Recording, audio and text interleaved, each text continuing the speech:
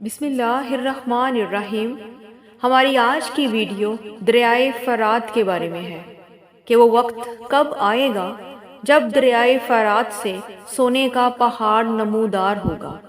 ناظرین، قیامت دنیا کے اس آخری دن میں نازل ہونے والا اللہ کا وہ وعدہ ہے جس دن پوری دنیا فنا ہو جائے گی، اور وہ ایسا دن ہوگا جس دن خوفناک زلزلوں کی آوازیں اتنی شدید ہوں گی کہ ان دہشت زدہ آوازوں کو سن کر ہی انسان اور حیوانات مرنا شروع ہو جائیں گے، زمین پھٹ جائے گی، پہاڑ اڑتے پھریں گے، ستارے اور سیارے ٹوٹ کر گرنا شروع ہو جائیں گے۔ اس آخری دن کے بارے میں ہمارے آخری نبی حضرت محمد صلی اللہ علیہ وآلہ وسلم نے اپنی امت کو مختلف نشانیوں سے آگاہ کیا ہے کہ قیامت بہت ہی قریب آ پہنچی ہے۔ ان نشانیوں میں سے ایک اہم نشانی یہ ہے کہ دریائے فرات میں سے سونے کا پہاڑ نکلنا ہے۔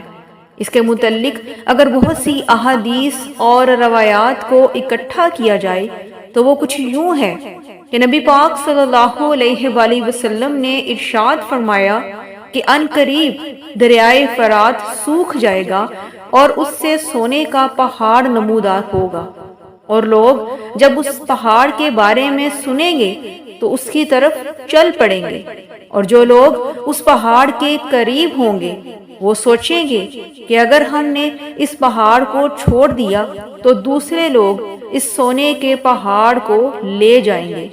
اسی طرح اس سونے کو حاصل کرنے کے لیے لڑائی جھگڑے شروع ہو جائیں گے۔ تب ہر انسان یہی چاہے گا کہ بس میں زندہ رہوں اور اس خزانے پر قبضہ جما لوں۔ اس خزانے کو لینے کے لالچ میں بہت زیادہ قتل و غارت ہوگا، جس سے بہت زیادہ اموات ہوں گی۔ حضرت محمد صلی اللہ علیہ وآلہ وسلم نے ارشاد فرمایا کہ بہتر یہی ہوگا کہ اگر اس وقت کوئی زندہ بچ جائے تو اسے اس خزانے سے کچھ نہیں لینا چاہیے۔ ناظرین، دریائے فرات ترکی کے کوہ ارارات کی برف پوش چوٹیوں سے نکلتا ہے۔ یہ وہی ارارات پہاڑ ہے جس کے بارے میں کہا جاتا ہے کہ حضرت نوح علیہ السلام کی کشتی طوفان کے بعد اسی جگہ پر آ کر ٹھہری تھی۔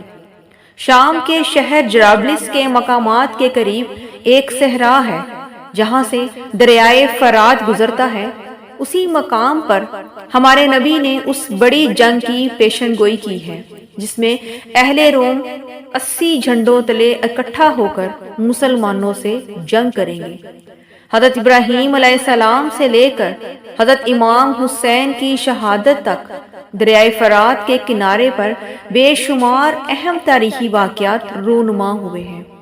دریائے فرات کا ذکر بائبل میں بھی موجود ہے۔ انجیل میں اس دریا کا ذکر یوں آیا ہے کہ ان قریب یہ نہر سوکھ جائے گی اور قیامت قریب آ جائے گی۔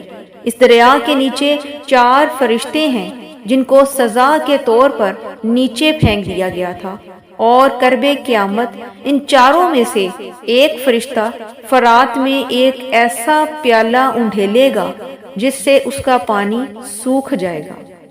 ایک اور روایت میں ہے کہ جب نبی پاک صلی اللہ علیہ وآلہ وسلم سفر معراج پر گئے تھے تو وہاں آپ سدرۃ المنتہا درخت سے 4 نہریں نکلتے ہوئے دیکھتے ہیں، تو جبرائیل علیہ السلام آپ کو بتاتے ہیں کہ ان میں سے 2 نہریں نیل و فرات ہیں جو دنیا میں جا کر گرتی ہیں۔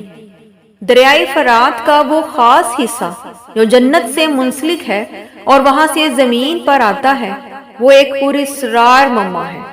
دراصل حضرت محمد صلی اللہ علیہ وآلہ وسلم کی پیشن گوئی کے مطابق دریائے فرات سے نکلنے والا سونا ہی اس عظیم جنگ کی وجہ ہوگی، اور اس کے بعد قیامت بے حد قریب ہوگی۔ اس لڑائی میں موجود ہر لشکر یہ سوچے گا کہ فرات سے نکلنے والا سونا اس کی ملکیت بن جائے، اور یہ ایمان والوں کے لیے ایک بڑی آزمائش ہوگی۔